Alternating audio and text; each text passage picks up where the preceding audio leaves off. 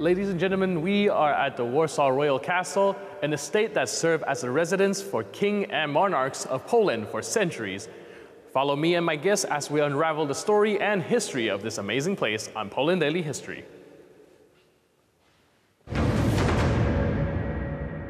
Today, we will talk about the May 3rd Constitution and how the procedure of electing a king in the Polish-Lithuanian Commonwealth looked like.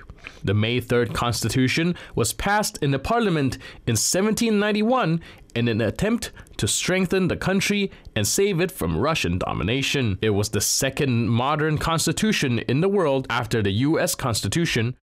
Our first guest is Łukasz Jędrzejczak, a historian and longtime guide at the Warsaw Royal Castle.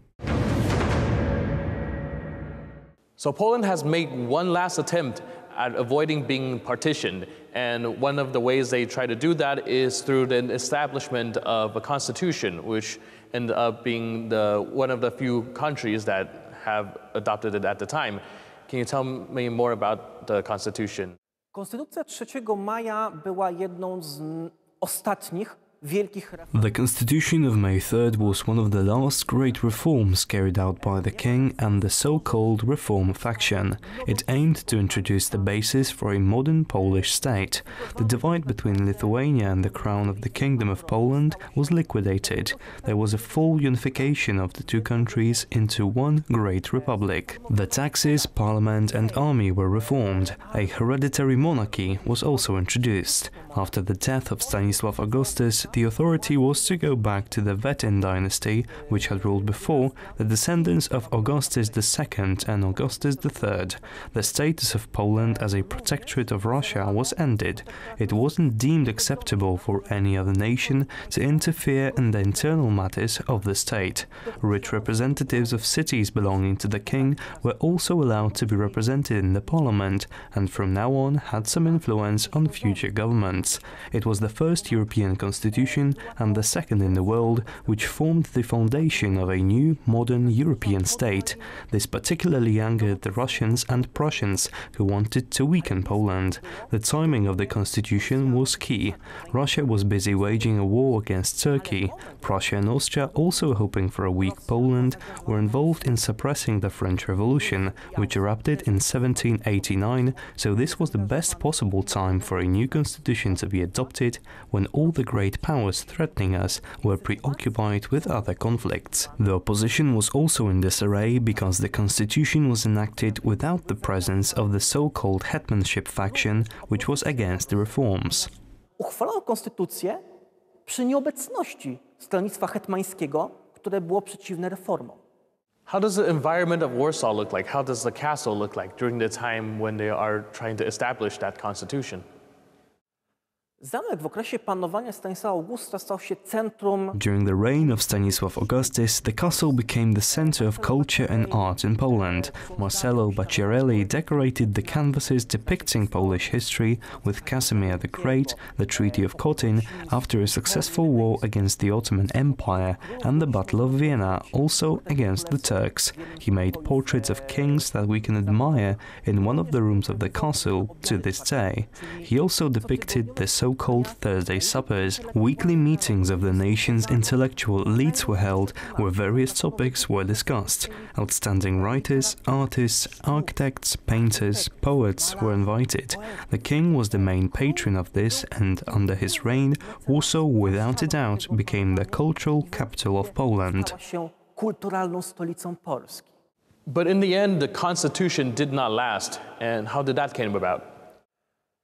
Kiedy na dwór w Petersburgu When information about the enactment of the constitution had reached Petersburg and Poland had in practice become independent and broken off ties with Russia, Catherine the Great was furious, putting it lightly. Russia quickly signed a peace treaty with the Ottoman Empire, and Catherine, paying off Polish traitors, prepared for an intervention. In a place called Targowica, the traitors, Franciszek Zawry-Braniecki, Szczęsny Potocki, Seweryn Przewózki and many other magnates, unhappy with the constitution, declared a manifest, the so-called Targowica Confederacy, which quickly became a national symbol of betrayal and apostasy.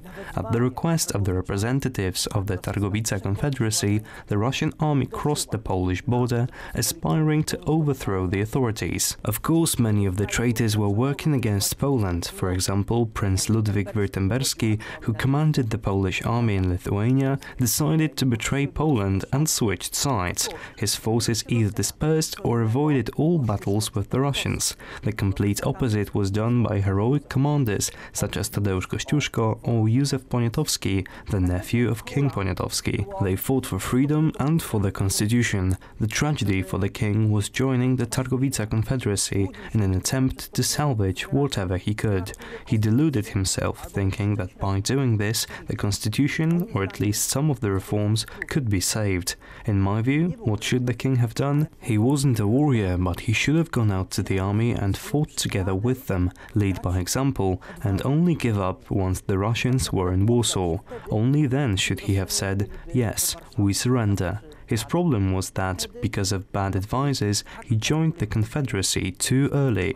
This was his biggest political mistake, which he is paying for to this day. He is called a traitor, but he wasn't a traitor. He was a hero. He was trying to save the Polish Republic, but unfortunately, he couldn't. Niestety mu się to nie udało. It is often claimed that the internal rivalry within the Polish nobility led to the downfall of the Polish-Lithuanian Commonwealth. This internal struggle was often particularly fierce during the royal elections. With time, it became increasingly common for factions of the nobility to ask foreign powers to intervene on their behalf in connection with power struggles arising from the elections. Next up, we will speak with Marcin Skalski-Truskolaski, a historian and expert on heraldry, genealogy, and everything relating to the Polish nobility. To illustrate the spirit of the time, he is dressed as a Polish nobleman of the era. So how is the process when the nobilities all get together and try to elect a new king? When the king died, there was a funeral parliament session to say goodbye to him. Then there was a convocation parliament where the monarch was chosen. It was an important event, and candidates could come from the Grand Duchy of Lithuania and the crown of the Kingdom of Poland. Any nobleman had a right to stand for the crown. This was the case de jure, but de facto, the level of wealth and political importance of the candidates were taken into account. Noblemen from foreign dynasties also often put forward their candidacy. The Habsburg dynasty were especially prone to try to have their representatives elected as kings of the Polish-Lithuanian Commonwealth and to include it into their hereditary realm. Even Russian monarchs, for example, Ivan the Terrible was presented as a candidate for the crown at one point by a faction of Lithuanian noblemen, which might seem somewhat strange to us now. There was no real election fight. Votes were bought, nobility was bribed, and various promises were made in return for voting for the right candidate. Sometimes the candidates used their family tree as an argument. For example, the king, who was chosen not on his own merit, but based on the achievements of his father, was Michał Korybut-Wiśniowiecki. This was a difficult period of time for Poland, as it was after the abdication of John Casimir. This was just after the Swedish deluge in the mid-17th century. The southern regions of Poland were engulfed in heavy fighting against the Ottoman Empire and its attempt to expand at the cost of Polish territory.